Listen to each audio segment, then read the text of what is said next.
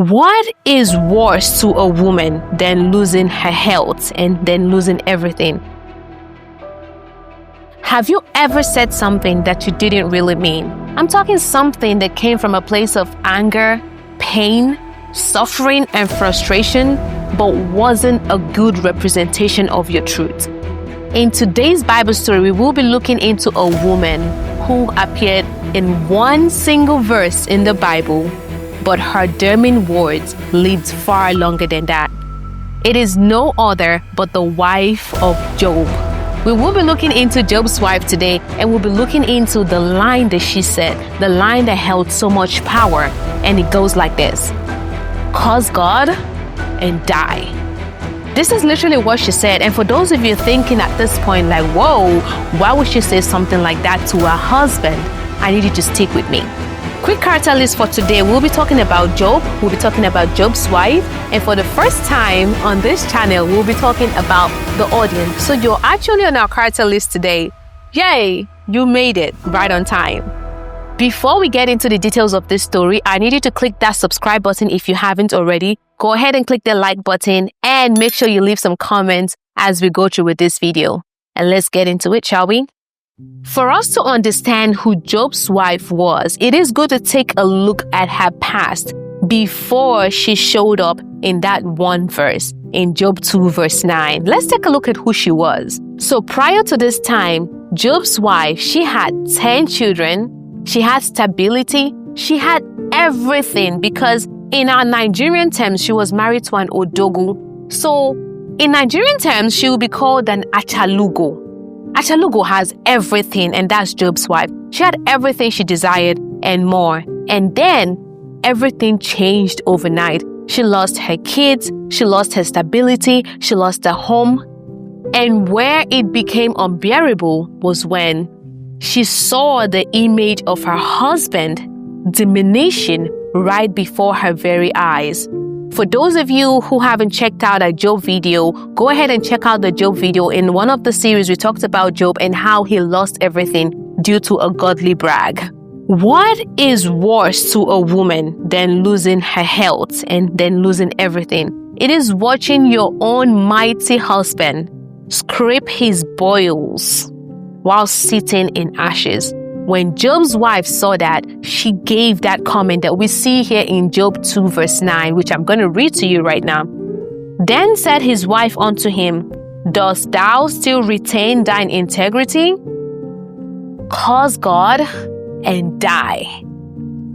People will look at that statement and they'll be like, why would she say that? She's supposed to be his ride or die. She's supposed to be his wife. She's supposed to be the one who should comfort him, who should uplift him. Do not forget that this woman has just lost everything, but unlike Job, who could sit in ashes and reflect because he was like a man of God, Job was the center of the story, and we neglect his wife so much. It was accounted in the Bible that Job was righteous. The Bible never mentioned anything about Job's wife.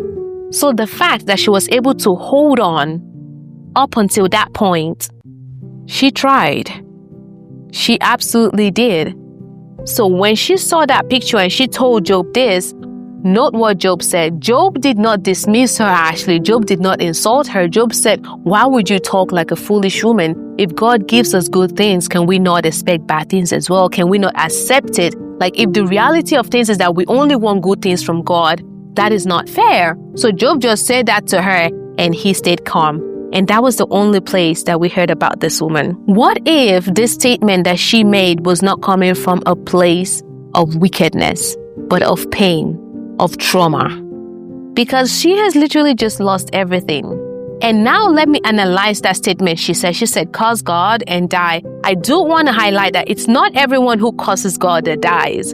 But when you align yourself with God, you've already assigned that, Lord, you're my God, I'm your child. And then you go back and you curse God. That death she's talking about is not just a physical death. It is a multi-dimensional death. I'm talking mentally, I'm talking spiritually, I'm talking physically. Although in some cases you might still be walking around, but that person is already dead. So that's what that means. Curse God and die. Now we look at that and we're like, this is harsh coming from her. But haven't we all been there? Haven't we all been there? Have you seen a mother grieve her child? Have you seen a sister grieve her brother? Have you seen a daughter grieve her father? All these things will bring out the worst in us. Now, one may wonder what actually happened to Job's wife after this. Throughout the book of Job, she wasn't mentioned anymore. But Job 42 did highlight that Job, he got everything that he had lost back. He got children. So it is likely that she stayed. It is likely that she healed. It is likely that she got restored and she was able to cradle her baby again. It is likely that all these things happened. God did not shame her. Not in the Bible. It wasn't recorded that the Lord said something about her that woe betide you because how dare you? No. None of those things were recorded in the Bible. What is the lesson in this? One broken moment doesn't define your entire life. Just because something happened and you went astray or you said the wrong thing doesn't mean you cannot find your way back to God. It doesn't mean that. We've all been there when we've got into the least of it. We've come to the end of ourselves. There's nothing else to do. And sometimes some of us even catch ourselves questioning God. That doesn't mean it is over for you. Just because you have that in your head and you're like, oh, I've questioned God, doesn't mean you have to continue in that path. You can always find your way back to Him because He is the I am that I am, and He decides who stays and who goes. So if you find your way back to Him and you're like, Lord, I know that I've sinned. I know that I said this, but this was said in a moment of pain, in a moment of trauma. This doesn't reflect what I actually think of you. Lord, take me back. The good thing about this is that the Lord knows your heart, even when man doesn't. So when you say stuff like that, and the Lord actually knows that to be true, He will always receive you back. And to everyone watching right now, remember this. Job's wife reminds us that you can speak from trauma and still be part of God's plan. So next time your heart is heavy and your words feel raw, remember this. God sees beyond your moment. He sees your heart and He still writes your story. Yo, this is the end of the story for today. I really hope you've enjoyed yourself. I really hope you've learned something from today. I hope that you've gained new perspective. And if you like to see things like this, you want to know when I drop my videos, do not forget to click that subscribe button if you haven't already. Make sure you leave a comment in there and always like the videos. And until next time, I love you and God loves you more. Bye-bye.